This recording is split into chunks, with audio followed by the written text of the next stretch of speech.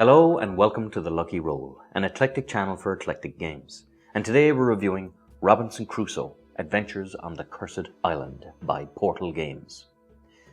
Depending on the scenario being played, the game varies from survival, treasure hunting, rescue, exorcism, the ethnic cleansing of cannibals, and a scenario called Robinson Family, where players settle on the island and make the best of it. It's a game with many mechanics: dice rolling, worker placement, resource gathering, card drafting, and strategy, all of which vary depending on the scenario you choose to play.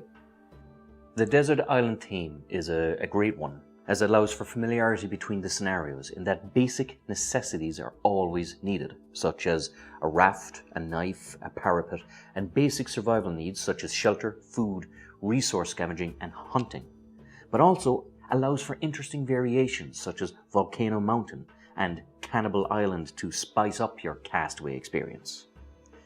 Players take on a variety of characters from soldier, cook, explorer, and carpenter, all of which have a unique skill set that contribute different ways to players' survival on the island. Every players have 2 actions on their turn, which can vary from exploration, resource gathering, morale boosting, construction, hunting, or unique actions needed for the various scenarios. If players use both actions on a single task, they can guarantee its success. Otherwise, they must roll for it, with the possibility of both injury and failure. Exploration is an absolute necessity, as it unveils more resources from the island that players will need to survive, such as fresh food sources and natural shelters. This is done with a series of tiles randomly allocated face down on the board that are unveiled as players traverse the island. Certain tiles are needed to unlock access to certain tools, such as the rope, the knife, the shovel, the map, and so on. Resource gathering is essential, as both weather and food become an issue at the end of every round, with players needing to eat and shelter from the weather. One of my favourite clever little mechanics in this game was the distinction the game made with both perishable and non-perishable foods. If your food is perishable, it won't last the night, whereas certain treasures such as salt or a storage pit can turn your perishable goods into non-perishable ones, allowing players to ration their resources more effectively and allow an extra person to spend the next day building or exploring rather than just hunting and scavenging. Morale is an interesting factor in the game in that it either empowers or disempowers players depending on how much morale they have. On a player's turn, they are allocated determination tokens, and depending on the character, it can be used in a unique way to empower them, such as the soldier getting a boost to hunting, or if morale is low enough that it's in minus figures, the lead player must discard determination tokens accordingly and lose a health point for every determination token that they cannot discard.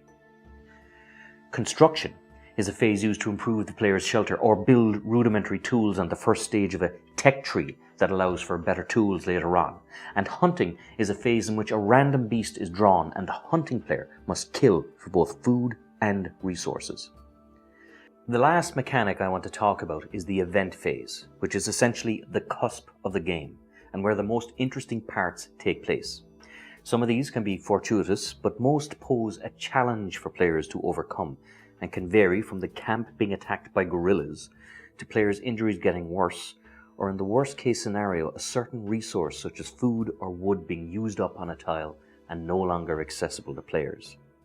If players attempt an action and fail or are unlucky in their dice roll, an event card from that action deck is added to the main event deck and will pose a problem later on in the game for players.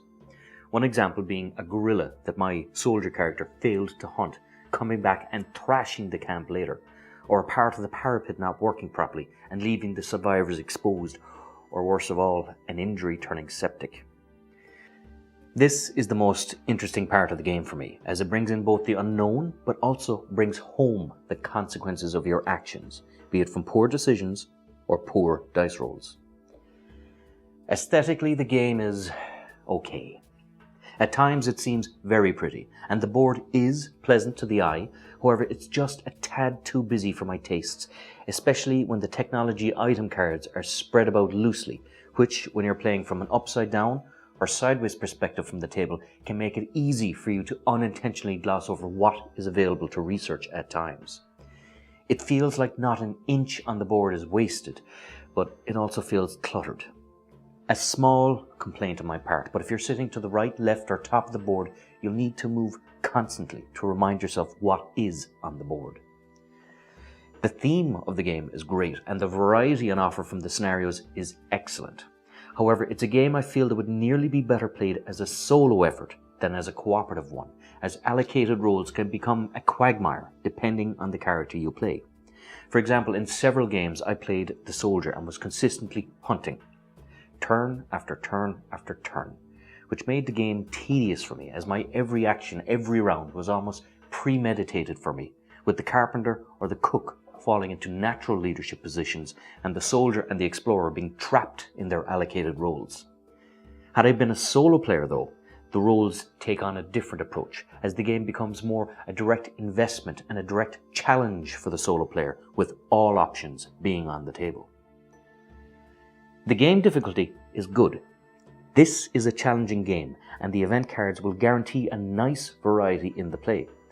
The scenarios explore every aspect of the game very well and are all quite interesting.